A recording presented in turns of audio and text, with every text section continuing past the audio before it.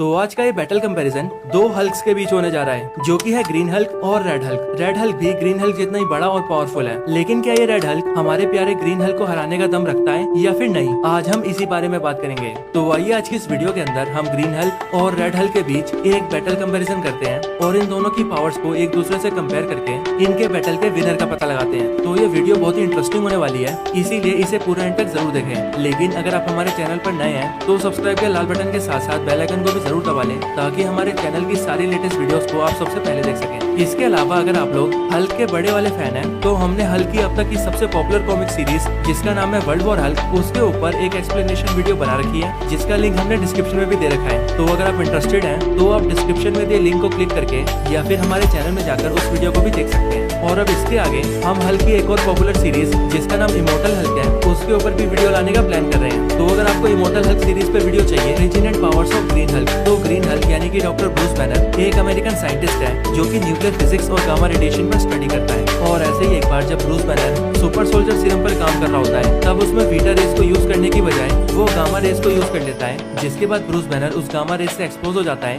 और फिर वो एक मॉन्स्टर में ट्रांसफॉर्म हो जाता है, जिसे नाम दिया जाता है हल्क। ग्रीन हल्क या यूं कहे हल्क ब्रूस बैनर के अंदर रहने वाली एक अलग पर्सनैलिटी है जो कि बहुत ज्यादा पावरफुल है। और जब भी ब्रूस बैनर के इमोशंस आउट ऑफ कंट्रोल हो जाते हैं, तब ये पर्सनैलिटी बाहर आती है और ब्रूस बैनर हल्क में ट्रांसफॉर्म हो जाता है। और इसीलिए ब्रूस बैनर अपनी ह्यूमन फॉर्म में तो बहुत कमजोर है, लेकिन एक बार हल्क बनने के बाद उसकी पावर्स की कोई लिमिट नहीं रह जाती। ग्रीन हल्क की पावर्स की बात की जाए तो ग्रीन हल्क की कुछ बेसिक पावर्स हैं: unlimited super human strength, durability, advance speed और स्टेमिना, रीजनरेटिव हीलिंग फैक्टर और सुपर जंप। ग्रीन हल्क का फिजिकल स्ट्रेंथ इतना ज्यादा है कि वो अपने स्ट्रेंथ के दम पर कई हजारों लाखों टन जितना वेट भी बड़े आराम से उठा सकता है। ग्रीन हल्क के आगे चाहे कुछ भी आ जाए, वो उस चीज को अपने एक ही पंच से तोड़ सकता है। सीक्रेट वॉर्स के इवेंट्स के दौरान जब एक बड़ा सा माउंटेन सभी सुपर हीरोज के ऊपर गिरने वाला होता है, तब ग्रीन हल्क उस पूरे माउंटेन को अपने हाथों से ही लिफ्ट कर लेता है। और उस माउंटेन के वेट की बात करें तो उस माउंटेन का वेट लगभग 150 बिलियन टन होता है। ग्रीन हल्क की ड्यूरेबिलिटी भी इतनी ज्यादा है कि वो किसी भी तरह के फोर्स और इम्पैक्ट को बड़े आराम से झेल सकता है। उस पर बुलेट्स, बॉम्ब्स या फिर मिसाइल्स का भी कोई असर नहीं होता। इसके अलावा ग्रीन हल्क को ना तो रेडिएशन से कुछ होता है और ना ही ग्रीन हल्क को इंटॉक्सिकेट किया जा सकता है।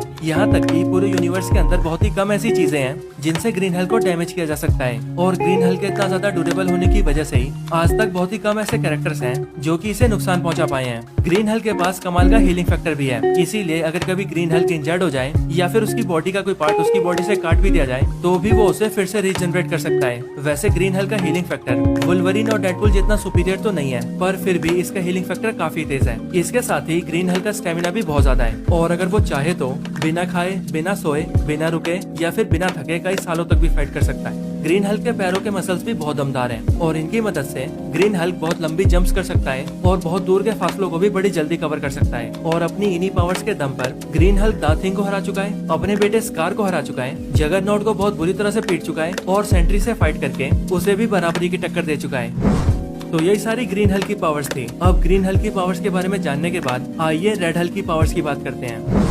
Origin and powers of red Hulk. तो रेड हल्क मार्वल का एक पॉपुलर हल्क है जो कि सबसे पहले अपीयर हुआ था साल 2008 में आई हल्क वॉल्यूम 3 इशू 1 के अंदर। रेड हल्क एक्चुअली में जनरल थंडरबोल्ट रॉस है, जो कि सिर्फ इसीलिए हल्क बनता है ताकि वो ग्रीन हल्क को जान से मार सके। थंडरबोल्ट रॉस ग्रीन हल्क से बहुत नफरत करता है और हमेशा ही उसे पकड़कर मारने की कोशिश करता है, लेकिन जब वो ऐसा करने में हर बार फेल हो जाता है, तब अपने गुस्से के चलते वो मोडोक से हाथ मिला लेता है। मोडोक मार्वल का एक बहुत बड़ा विलन है जो कि जनरल थंडरबोल्ट रॉस की हेल्प करने के लिए हाँ बोल देता है। जिसके बाद मोडोक गामा रेज और कॉस्मिक रेस का यूज करके थंडरबोल्ट रॉस के ऊपर एक एक्सपेरिमेंट करता है और उसे भी एक हल्क बना देता है जिसका कलर पूरी तरह से रेड होता है और फिर इसके बाद ही वो कहलाता है रेड हल्क। अब बात करें रेड हल्क की पावर्स की, तो रेड हल्क की कुछ बेसिक पावर्स है: super human strength, durability, enhance speed, advance stamina, regenerative healing factor और सुपर जंप। रेड हल्क की पावर्स भी ग्रीन हल्क से बहुत सिमिलर है और ये भी ग्रीन हल्क के बराबर ही स्ट्रेंथ होल्ड करता है। रेड हल्क का स्ट्रेंथ इतना ज्यादा है कि वो एक बार थॉर से फाइट करके उसके हैमर को उठाकर उसी को पेल चुका है। और red Hulk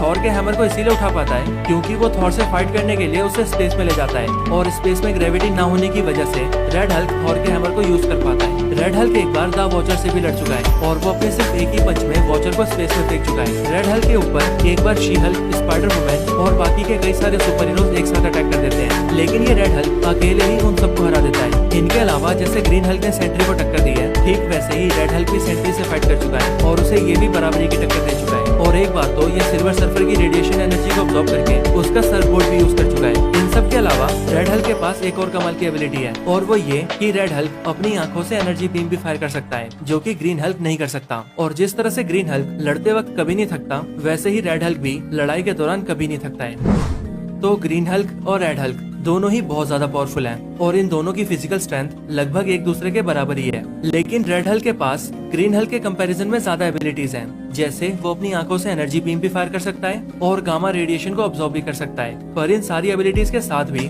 red Hulk green Hulk को नहीं हरा सकता। और ऐसा इसीलिए क्योंकि जैसे जैसे रेड हल्क का गुस्सा बढ़ता है, वैसे वैसे उसकी बॉडी गर्म होती चली जाती है और उसका ब्लड भी उबलने लगता है। और ऐसा होने की वजह से रेड हल्क खुद की बॉडी को जला लेता है, जिसके बाद वो काफी कमजोर पड़ जाता है। लेकिन वहीं अगर हम ग्रीन हल्क की बात करें, तो जैसे जैसे ग्रीन हल्क का गुस्सा बढ़ता है, वैसे वैसे उसकी पावर्स भी बढ़ती जाती है और वो ज्यादा स्ट्रॉन्ग बनता जाता है। और इसीलिए अगर ग्रीन हल्क और रेड हल्क एक दूसरे से बैटल करते हैं, तो उसमें भले ही रेड हल्क शुरुआत में ग्रीन हल्क पर भारी पड़े, लेकिन जैसे जैसे फाइट में ग्रीन हल्क का गुस्सा बढ़ेगा, वैसे वैसे वो रेड हल्क को उसकी औकात दिखाता जाएगा और आखिर में ग्रीन हल्क रेड हल्क से जीत जाएगा। वैसे यहाँ पर अगर हम कॉमिक्स पर नजर डालें, तो मार्वल कॉमिक्स के अंदर भी जब ग्रीन हल्क और रेड हल्क की फाइट हुई है, तब उसका रिजल्ट भी कुछ ऐसा ही निकला है। यानी कि पहले तो ग्रीन हल्क रेड हल्क से पिटाए और उसने रेड हल्क के गुस्से को बढ़ने दिया है, ताकि रेड हल्क ज्यादा गुस्सा होकर खुद को जला ले और इवेंचुअली कमजोर पड़ जाए। और फिर जैसे ही रेड हल्क कमजोर पड़ता है, उसके बाद ग्रीन हल्क रेड हल्क को पीट पीट कर डिफीट कर देता है और उस बैटल को जीत जाता है। तो इसीलिए अब वीडियो के कंक्लूजन की बात करें, तो इन सारे फैक्टर्स को देखने के बाद हम ये कह सकते हैं कि ग्रीन हल्क रेड हल्क को 1-on-1 बैटल के अंदर हरा सकता है। यानी